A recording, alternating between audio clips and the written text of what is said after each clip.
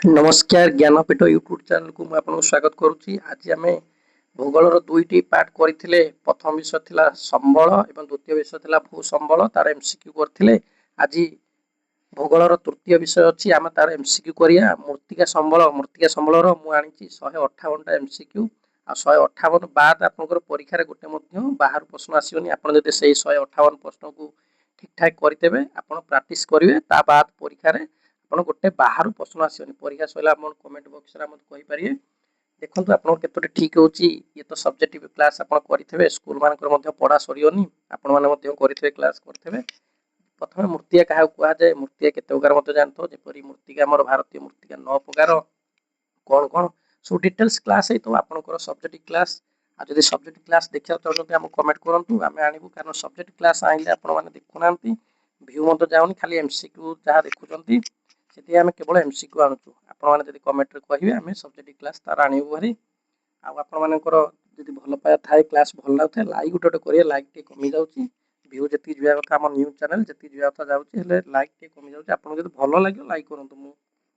आज देखिए तार प्रथम प्रश्न देखिए मूर्तिका संबल निम्नोक्त क्यों दुईटी राज्य चोष दुर्गम भूमि देखा जाए। ये कौ राज्य देखा जाए ये आम देखिया। एक नंबर प्रश्न मध्य प्रदेश पंजाब तो कदा भी हेनी।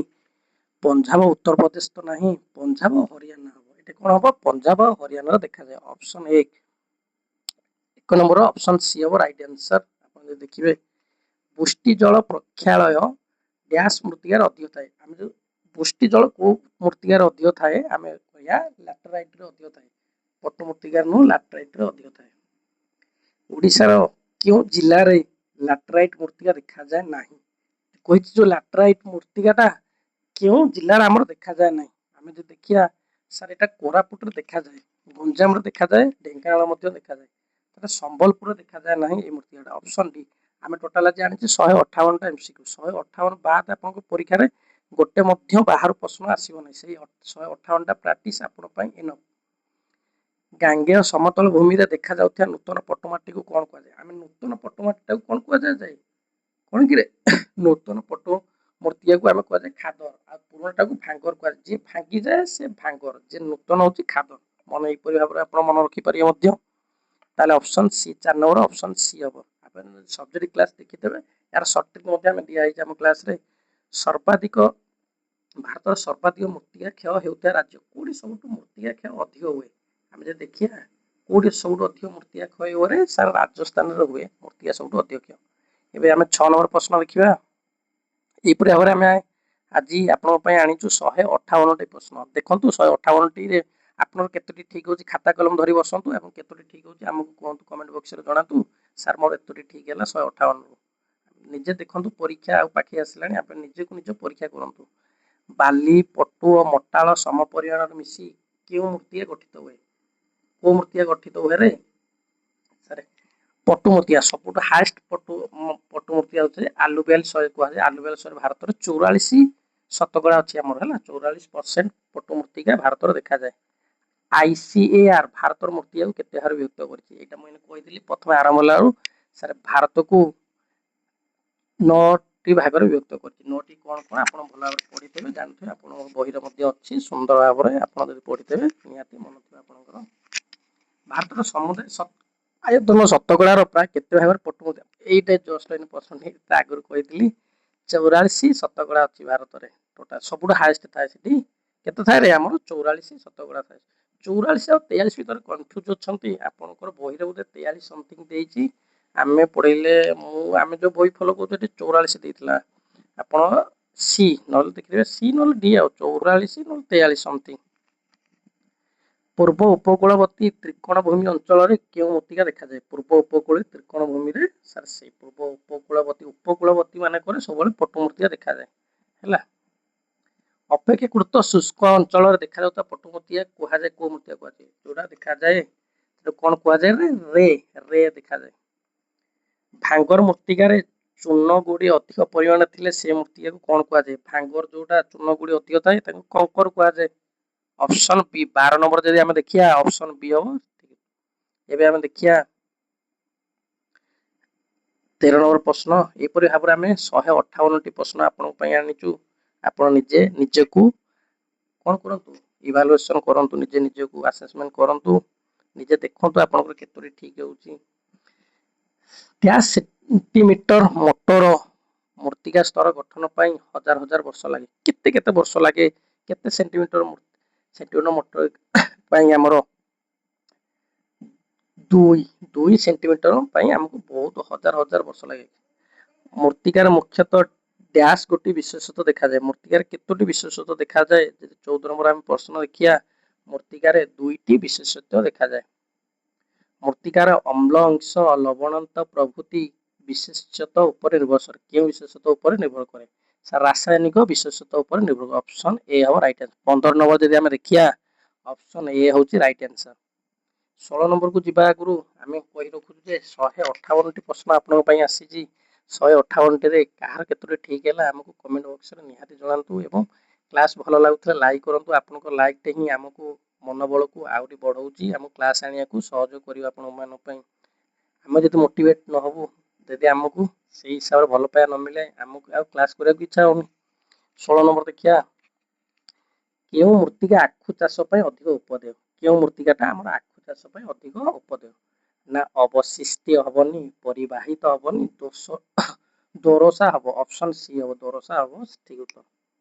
17 नंबर देखिया, कम अम्लीय किंतु अधिक क्षारीय मूर्तिका को डैश कुआ जाय? को मूर्तिका कुआ जाय? कम अम्लीय थिबो, अधिक क्षारीय थिबो, आमे से मूर्तिका को कोन कहिताउ? से मूर्तिका को पेडोकाल कुआ जाय। तुम जदि पढितबो पेडोकाल, पेटालप एरा सब पढितबो। अधिक जलीय अंश थिबा लोहित मूर्तिका को के मूर्तिका कुआ जाय? 18 नंबर जदि देखिया, को मूर्तिका कुआ जाय? 18 नंबर पित्त मूर्तिका ताको कुआ जाय। 19 नंबर देखिया, मूर्तिका बाजार और मक्का चाष पई विशेष उपयोगी? को मूर्तिकाटी हमर अधिक उपयोगी? लोएस्ट हबनी, पट्टू मध्य हबनी, लैटेराइट तो हबनी, लोहित मूर्तिका हब। ऑप्शन डी हब राइट आंसर। 19 नंबर जदि हम देखिया, 20 नंबर कहूची पट्टू व्यंजनर निम्न अवस्थित सन्तसंती अंचल रे डैश मूर्तिका थाए? हम को मूर्तिकाटी थाए रे? तराई मूर्तिका थाए। 21 नंबर देखिया, जदि केउ उपादानटी मरुस्थली मूर्तिकार कम परिमाण रही थाए? केउ मूर्तिकाटी मरुस्थली कम जबक्षारजानटी तो कम थाए। लुणा और क्षारीय मूर्तिका को पंजाब उत्तर प्रदेश रे केउ मूर्तिका कुआ जाय? केउ मूर्तिका कुआ जाय? उस लिथोजलिक, रागोलिथ, चोस नहीं उसर कुआ जाय। 23 नंबर देखिए, आम लैटेराइट मूर्तिका अधिक चूर्ण अंश थिले ताकू कोन कुआ जाय? लैटेराइट मूर्तिका रे अधिक चूर्ण थिले ताकू कोन कुआ जाय? रेसेप्टो लैटेराइट कुआ जाय। ऑप्शन बी हो राइट आंसर। एबे हम 24 नंबर प्रश्न को जिबा। 24 नंबर प्रश्न को जिबा आगु हम आपन कहि रखे जे आज हम 158 टी प्रश्न आनिचु। 158 टी रे आपनकर केतोरी ठीक होउची हमकु कमेंट बॉक्स रे निहाती जणातु। 24 नंबर प्रश्न कहूची, केउ मूर्तिका गहम धान चाष पई विशेष उपयोगी? एबे प्रश्नटा आइथिला पुन थरे आसीची सर पट्टू मूर्तिका। बासला शिलारू डैश मूर्तिका सृष्टि होइताय? को मूर्तिका सृष्टि होइताय? ना कृष्ण मूर्तिका सृष्टि होइताय। राजस्थान रो केउ जिल्ला रे इंदिरा गांधी केनाल साहाय्य रे जलसेचन करा जिया कृषि कार्य करा जाउची? केउ जिल्ला रे? राजस्थान रो हमर गुटे जिल्ला नाम पचारची, से केउ जिल्ला रे हबो? गंगानगर, गंगानगर, गंगासागर हबो। गंगासागर रे होइताय। एबे देखा 27 नंबर, राजस्थान रे पोखरान एटा कोन लिखा आइची? टी पीडीएफ टा ठीक देखाउनी। जैसलमेर अंचल रे मरुस्थली मूर्तिका कोन कुआ जाय? हम जो कोन ता कुआ जाय थाए ना लिथोजलिक। ऑप्शन ए हो राइट आंसर। 28 नंबर जे देखिए, आमे निम्नोक्त मध्यरु संचयजात मूर्तिका गठन रे सहायक होइते कि होई न थाए? सॉरी होई न थाए पचारची। 28 नंबर जदि हम देखिया ताले ऑप्शन ए हबो पुष्टिपात होई न थाए। संचय पई मूर्तिका पुष्टिपात हैला तो सब बोही बोही नै जो ना, तो मूर्तिका क्षय होनी वर्षा हैला द्वारा। प्राथमिक शिलार प्रभाव अनुसरण आरवली पर्वत पास देखा जाउता मूर्तिका। आरवली पर्वत जो सबुठु वृद्धा पर्वत पचारिया ताले से होची हमर कोन? आरवली होची वृद्धा पर्वत। कोन से वृद्धा पर्वत पाखरे को मूर्तिका देखा जाय ना रोथोलिथ, सॉरी रोगोलिथ देखा जाए। Option C. 30 नंबर देखिया, समुदाय आयतन रे भाग मरुस्थली मूर्तिका केते थाए? हम जेन देखले 43 44 होची पट्टू मूर्तिका, सेही परि भाबरे प्रश्न पचारची मरुस्थली रे को केते परसेंट मूर्तिका देखा जाए? मरुस्थली मूर्तिका केते ना 15% देखा जाए। एबे हम 31 नंबर प्रश्न को जिया। 31 नंबर आगुरी मु कहि रखे जे जदि हमर क्लास आपनको भल लागुची ताल टिके लाइक करिवे एवं कमेंट टिके आम करिवे। ग्रानाइट और निशम मिश्रण लोहित मृत्तिका रेणु सह मिसी सृष्टि करथिया मृत्तिका को कोन कुआ जाय कोन कुआ जाय रे ताको कुआ जाय लाल दोसर कुआ जाय कोन कुआ जाय एटा होची ऑप्शन सी हबो हमर लाल दोसर कुआ जाय। बरी मृत्तिका डैश राज्य देखा जाए केउ राज्य रे हमर बरी मृत्तिका देखा जाए केरल रे ताको बरी मृत्तिका देखा जाए। विभिन्न क्षयकारी शक्ति उद्भिद और प्राणी मनुष्य द्वारा कौन होता है यदि आम विभिन्न क्षयकारी शक्ति उद्भिद प्राणी मनुष्य द्वारा खंड विखंडित होई क्षुद्र रेणु रे परिणत हेउतिया शिला चूर्ण हेबाकू डैश कुआ जाए ताको आम कौन कहिताउ ना चूर्णी भवन प्रक्रिया करा जाय थाए पट्टु व्यंजन तो कुआ जाय न थाए। 34 नंबर जीवा विभिन्न प्रकार शिला चूर्णीभूत क्षयजात रेणु गुड़िक जल वायु क्षयजात जैवांश और खनिज पदार्थ सहित मिसी भूमिर उपर भाग सृष्टि होतिया पतला आस्तरण को कौन कुआ जाए पतला आस्तरण को सारे मरुस्थली कहि हबनी शिला रेणु तो नुह हिमबानु। 34 नंबर जदि हम देखिया मृत्तिका कया ऑप्शन ए हबो राइट आंसर। 35 नंबर जीवा शिला क्षुद्र रेणु रे परिणत हेबा फल रे से स्थान रे जमा होई जे मृत्तिका सृष्टि करे ताको कौन कुआ जाए ताको को मृत्तिका कुआ जाए रे अपशिष्ट मृत्तिका ताको कुआ जाए। 36 नंबर जदि हम जीवा देखिया विभिन्न प्राकृतिक क्षयकारी बाहक द्वारा परिवाहित होई अन्य स्थान रे संचित हेबा प्रक्रिया द्वारा केउ मृत्तिका सृष्टि करे ताको कौन कुआ जाए सॉरी जे मृत्तिका सृष्टि करे ताको हम कौन कहबा ताको हम अपसृत मृत्तिका कहया। एबे हम 37 नंबर प्रश्न जीवा सॉरी 36 नंबर जीवा 36 नंबर होची विभिन्न प्राकृतिक क्षयकारी बाहक द्वारा परिवाहित होई अन्य स्थान रे संचित हेबा प्रक्रिया द्वारा केउ मृत्तिका सृष्टि होए को मृत्तिका हमर सृष्टि होए रे विभिन्न प्राकृतिक। 36 नंबर जदि हम जिपा ऑप्शन बी अपसृत मृत्तिका एटा हम कहितले उदे केउ मृत्तिका रे प्राकृतिक विशेषता थाए केउ मृत्तिका हमर प्राकृतिक विशेषता थाए मृत्तिका गठन संरचन रंग वा छिद्रता इत्यादि पट्टु व्यंजन तापरे 38 जीवा केउ मृत्तिका रे रासायनिक विशेषता थाए केउ मृत्तिका रे रासायनिक विशेषता थाए ना अम्ल अंश एवं लवण तरे ऑप्शन ए हबो ठीक राइट आंसर। 39 नंबर देखिया केउ मृत्तिका रे नियमक थाए हम जदि देखिया एक होची शिला रेणु बा जैवांश जलवायु भूपृष्ठ रे उच्च स्थान रे। 40 नंबर जदि देखिया नदी वायु हिमबाह इत्यादि द्वारा परिवाहित होई अन्य स्थान रे संचित हेबा द्वारा डैश सृष्टि होइताय कोन सृष्टि होइताय हम देखिया परिवाहित मृत्तिका सृष्टि होइताय। 41 नंबर देखिया नदी हिमबाह वायु इत्यादि को डैश कुहा जाय कोन कुहा जाय ताकू प्राकृतिक क्षयकारी बाहक कुहा जाय। एबे 42 नंबर हम जिबा 42 नंबर आगुरु कहि रखे जे हम आज 158 टी प्रश्न करिया 158 टी आपन को खाता कलम धरि रखंतु एवं प्रैक्टिस करंतु केतोटी ठीक होची निजे निजे असेसमेंट करंतु निजे जानि पारि आपन केते पढि जंती आ परीक्षा मात्र 5 मास आपन हाथ रहइला। देखिया 42 नंबर प्रश्न जदि हम देखिबा पट्टु मोटाळ और बालिया पट्टु समान परिमाण रे मिसी करी गठित हेतिया मृत्तिका को कोन कुआ जाय पट्टु मोटाळ और बालिया पट्टु समान परिमाण जदि मिसी थाए ताको हमें को मृत्तिका कहिया ताको हमें लोएस मृत्तिका कहिया। कम अम्लीय किंतु अधिक क्षारीय थाए ताको को मृत्तिका कहिया कम अम्लीय थाए अधिक क्षारीय थाए ताको पेटोकाल मृत्तिका कहिया। पोटास और चूर्ण अंश अधिक एवं जैवक्षार जान और जैवांश कम थिया परिवाहित मृत्तिका को कौन कुआ जाए ताको कुआ जाए पट्टु मृत्तिका कुआ जाए। हमें 44 नंबर प्रश्न जीवा गांगेय समतल भूमि रे देखा जाउथिया पुरातन पट्टु माटी को कौन कुआ जाए जो पुरातन टा मता कहितली भांगर देखा जाए कोन पुरातन होची हमर कोन रे भांगर नूतन होची खादर पुराटा भांगी जो माने भांगर हेल मन रखै परिवार भांगर मृत्तिका रे चूर्ण गोड़ी अधिक परिमाण थिले ताको कोन कहै से भांगर मृत्तिका रे पुणी कोन कहै चूर्ण गोड़ी अधिक परिमाण थिले ताको हम को मृत्तिका कहबा कंकर कहै ऑप्शन बी जदि 47 नंबर देखिया हमें ऑप्शन बी हो राइट आंसर। 48 नंबर को जिबा हमें पट्टु व्यंजन रो निम्न अंचल रे अवस्थित संतसंतिया स्थान रे देखा जाउथिया पतला और जैवांशपूर्ण मृत्तिका को कोन कहआ जाए ताको कौन कुआ जाए जो पट्टू आकर देखा जाए ताको तराई कुआ जाए कौन कुआ जाए ऑप्शन डी 48 नंबर देखिले ऑप्शन डी हो राइट आंसर 49 नंबर देखिया अपेक्षाकृत शुष्क अंचल देखा जाउथिया पट्टू मूर्ति को कौन कुआ जाए अपेक्षाकृत शुष्क अंचल देखा जाउथिया पट्टू मूर्ति को आमे कौन कहया रे मूर्ति कहया ऑप्शन बी रे हबो राइट आंसर आमे देखिया 50 नंबर प्रश्न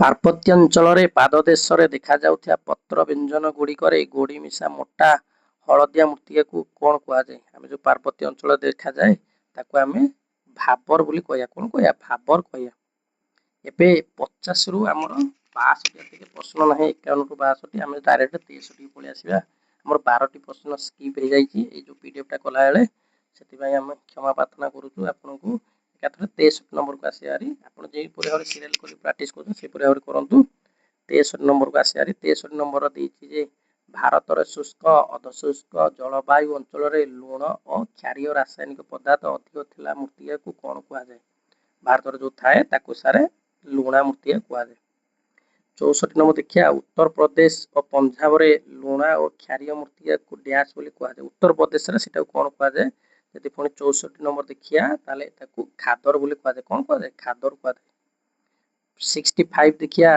जैवांशर परिमाण अधिका रही अपघटित होई आंतर जलवायु को अंचल को डैश मूर्तिका कुआ जाय जैवांशर परिमाण जोटी अधिक रही थाए 65 ऑप्शन सी पीट और जलवायु मूर्तिका कुआ जाय ऑप्शन सी आलापूजा आउ कोटायम जिल्ला रे देखा जाउथिया पीट और जलाभूमि मूर्ति को कौन कुआ जाय ताकू बरी बोधे कुआ जाय जोटा देखा जाय थाए हमर कोठी बरी केरल रे देखा जाय बरी मूर्ति विभिन्न क्षयकारी शक्ति यथा पुष्टि जल पवन हिमवाह तथा मनुष्य द्वारा मूर्तिकार हेउतिया क्षय को कौन कुआ जाय थाए सो क्षयकारी हेते मूर्ति क्षय कुआ जाय कौन कुआ जाय 67 होचे ऑप्शन डी आरावली पर्वत रे पार्श्व देखा जाता मरुस्थली मूर्ति को कौन कुआ जाय मु कहितली कौन कुआ जाय रे जो आरावली रो जो सबटु बड़ा पर्वत मु कहितली ताको कौन कुआ जाय रोगोलिथ कुआ जाय ऑप्शन बी एबे देखिया 69 को जिबा 69 को जिबा आगर मु कहि रखे कि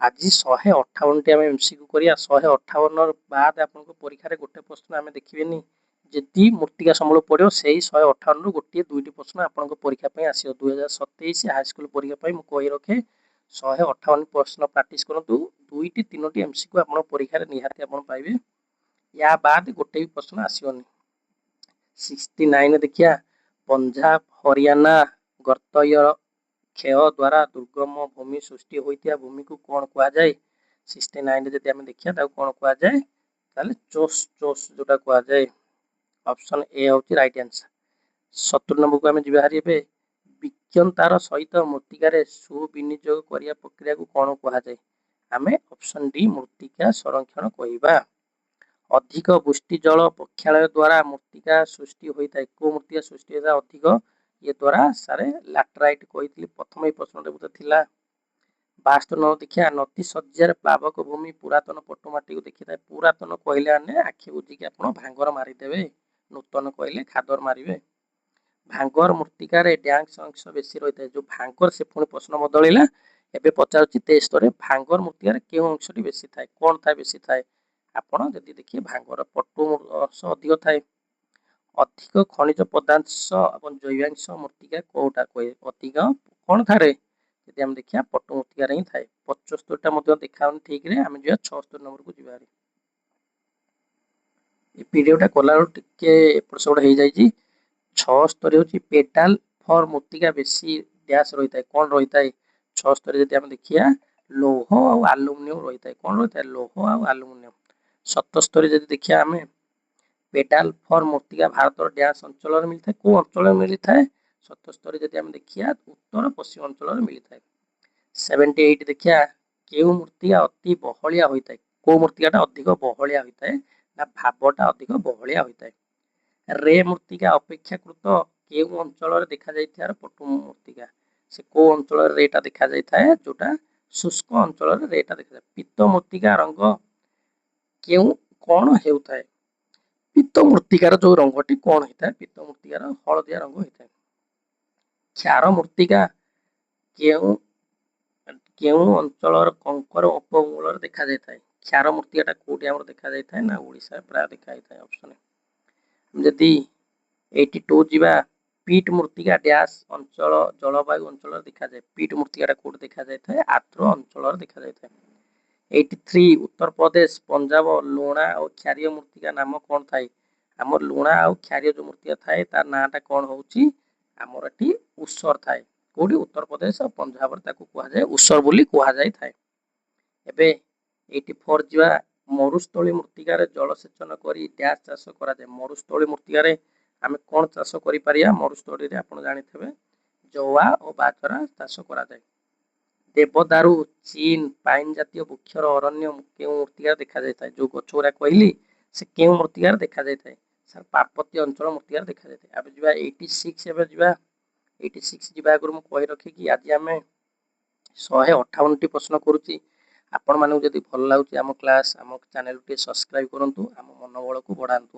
ଆପଣଙ୍କର ଗୋଟେ ଗୋଟେ ସବସ୍କ୍ରାଇବ୍ ଆମ ମନୋବଳ ଆହୁରି ଦ୍ୱିଗୁଣିତ କରିବ ଏବଂ ଆମେ ପ୍ରତିଦିନ କ୍ଲାସ୍ ଆଣିବୁ ଆପଣଙ୍କ ପାଇଁ।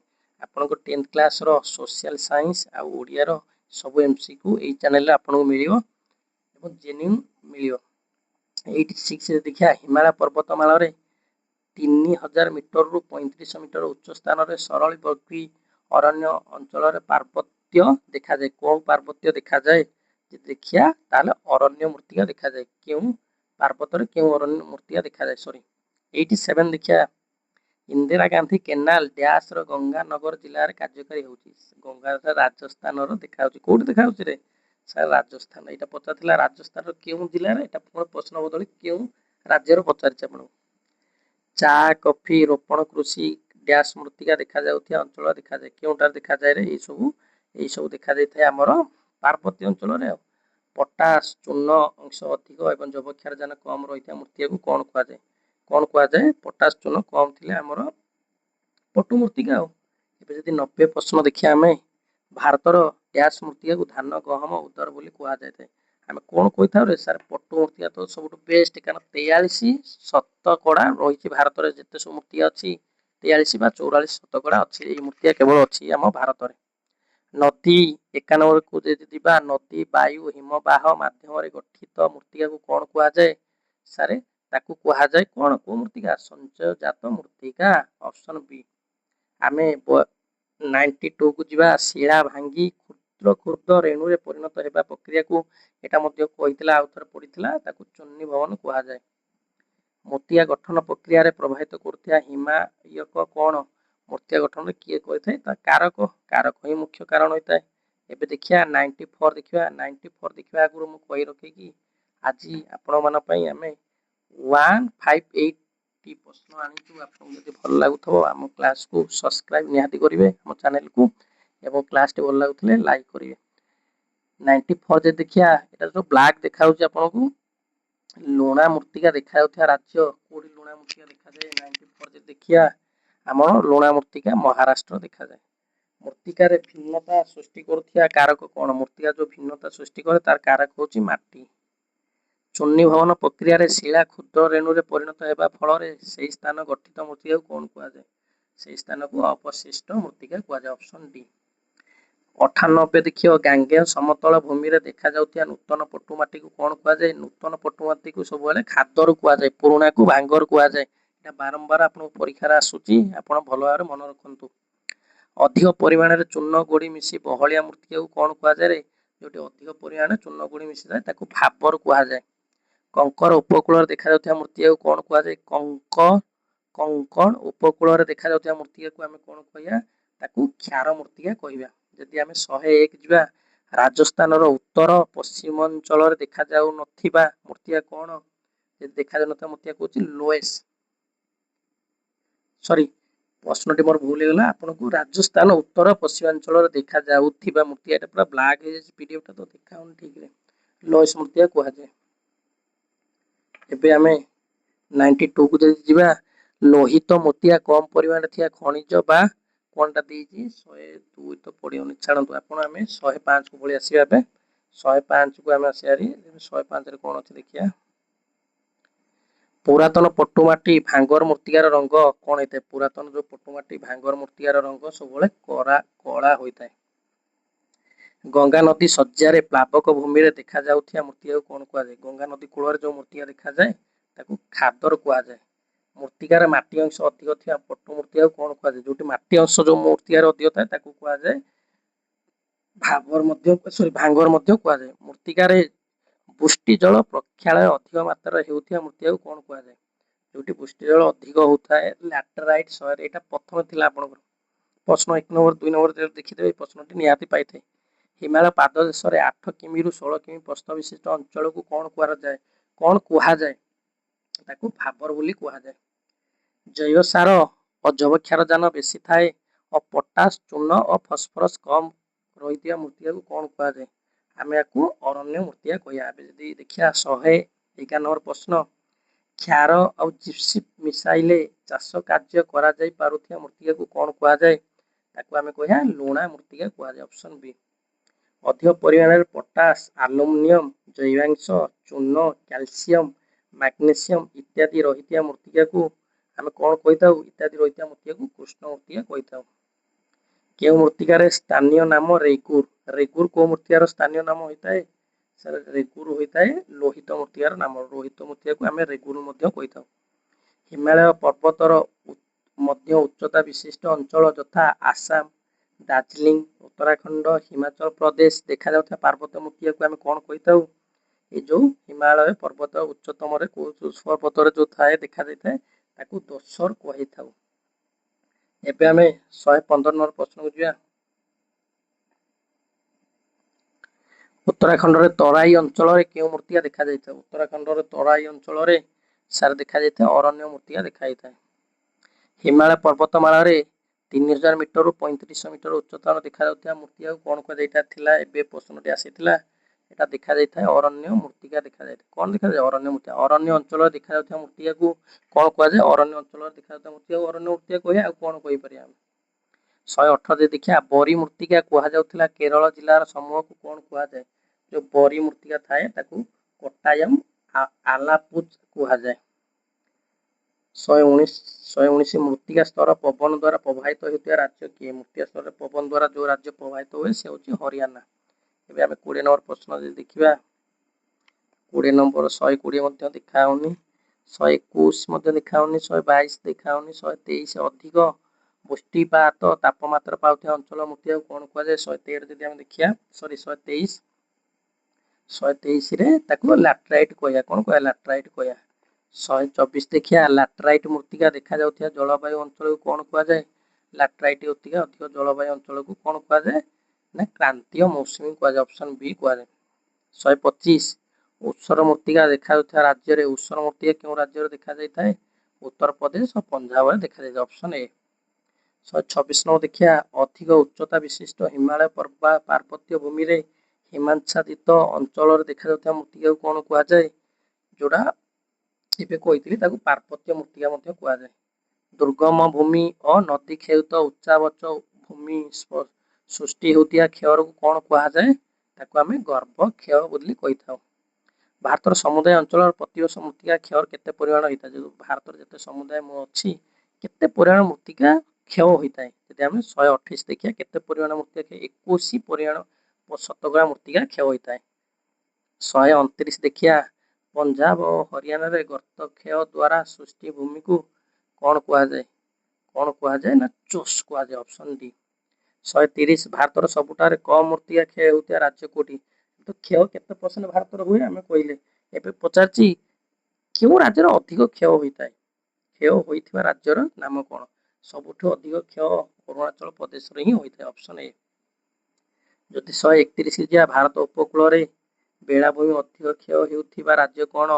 ବେଳାଭୂମିରେ ଅଧିକ କ୍ଷୟ ହେଉଥିବା ରାଜ୍ୟ ହେଉଛି ଓଡ଼ିଶା ଆଉ କେରଳ ବୋଧେ। ଅପସନ ବି। ଏବେ ଦେଖିବା ଆମେ 32 ଦେଖାଉନି, 33 ବି ଦେଖାଉନି, 34 ମଧ୍ୟ ଦେଖାଉନି। ଏ ପିଡିଏଫ ଟା ଏପରି ଭାବେ ଭୁଲ କରିଦିଆଯାଇଛି। ତାପରେ ନେକ୍ସଟ ଯୋଉ ଆସିବ ଏପରି ଆଉ ଭୁଲ ହବନି। 135 ନମ୍ବର ଦେଖିବା ଆମେ ଯଦି, ପବନ ଦ୍ୱାରା ମୃତ୍ତିକା କ୍ଷୟ ହେଉଥିବା ଭାରତର ଅଂଶ ବିଶେଷ କୋଉଟା? କୋଉ ପଟେ ପବନ? ଏଇ ପଚାରିଥିଲେ କୋଉ ରାଜ୍ୟ, ଏବେ କୋଉ ଦିଗଟା ପଚାରିଛି। ଆପଣ ଯଦି ଜାଣିପାରିବେ ରାଜ୍ୟ ଜାଣିପାରିଲେ ଆଉ ଅଟୋମେଟିକ ଆପଣଙ୍କ ଦିଗ ମଧ୍ୟ ଆସିଯିବ। ताले को दिगटे हबो रे उत्तर और पश्चिम अंचल हबो ऑप्शन सी। एबे देखिया 136 नंबर देखिया भारतर केउ पर्वत पार्श्व रोगालित मृत्तिका दृष्टिगोचर हुए कोठी रे एटा होची आरावली रे। ए प्रश्नटू केते बुलेई मके पचारुची देखंतु आपनकु 137 लिथोजिलिक मरुस्थली मृत्तिका देखा जाउतिया भारतर अंचल कोटा कोटी हमर देखा जाय थाए ना पोखरान आउ इसरो जैसलमेर रे देखा जाय थाए। ऊपर मृत्तिका स्तर जैवांश थाए एटा देव एपिडी पूर्व क्लास रे पढनथिला आपण देखिते भू भाग रे पढितला ए परिहार प्रश्न ऊपर मृत्तिका स्तर जैवांश उपमृत्तिका स्तर कोड थाए यदि ऊपर मृत्तिका स्तर हैला ये हेउची कोन चूर्णीभूत शिला स्तर ऑप्शन बी हो। मध्य स्तर होची प्राथमिक शिला स्तर चूर्णीभूत प्राथमिक शिला स्तर कोन हो प्राथमिक शिला स्तर होची कोन हो रे अचूर्णीभूत ऑप्शन सी।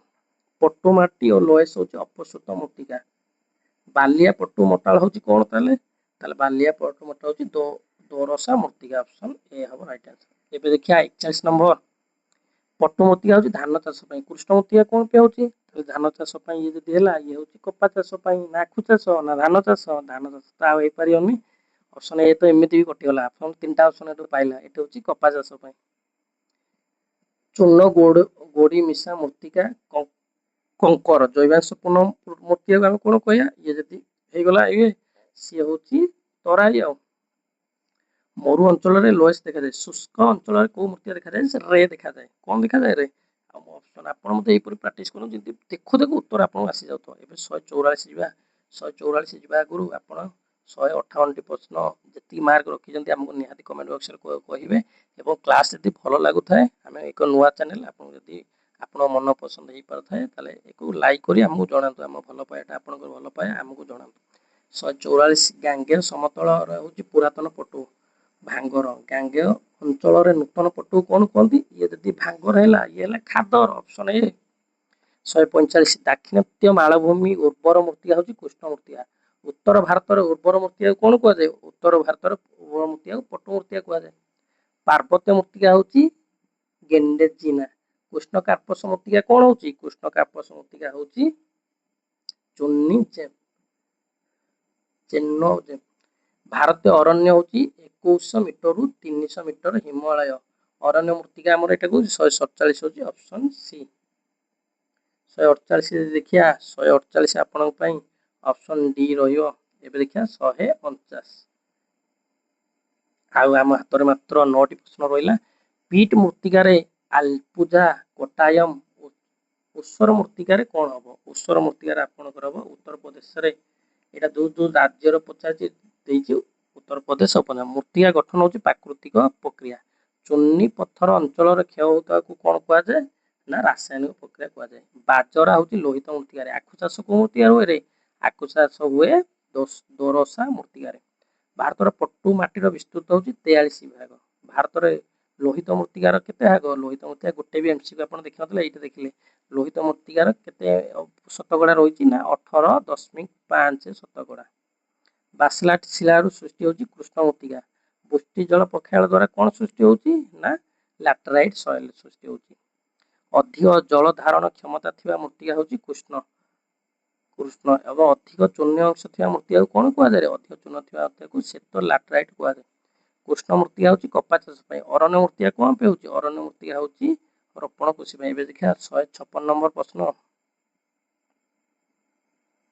अरण्य मृत्तिका होची जैवांश कृष्ण मृत्तिका कोन अरण्य मृत्तिका जैवांश कृष्ण मृत्तिका होची लौहांश।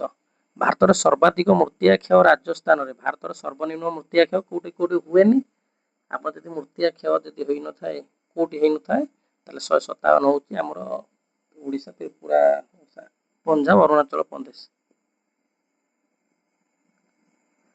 पेडाल फॉर मृत्तिका दक्षिण भारत रे कोठी देखा जाय पेडाल फॉर मृत्तिका सॉरी पेडाल फॉर मृत्तिका दक्षिण भारत रे डैश अंचल मृत्तिका भाबरे देखा जाय कोन ता को एटी लाल मृत्तिका को आज हमर 158 टी एमसीक्यू कोले ए एमसीक्यू आपण आ बाद आपण को परीक्षा रे गुटे मध्य प्रश्न बाहर आसीओनी आपण जदी या को प्रैक्टिस कर देबे आपण निज खाता कलम धरंतु केतोडी आपण ठीक होची भूल होची आपण निजे देखंतु आ क्लास टी भल लागतले टिके लाइक करिवे एवं हम नुवा चैनल को टी सब्सक्राइब करी हम मनोबल को बढ़ावे। रहूची नमस्कार जय जगन्नाथ।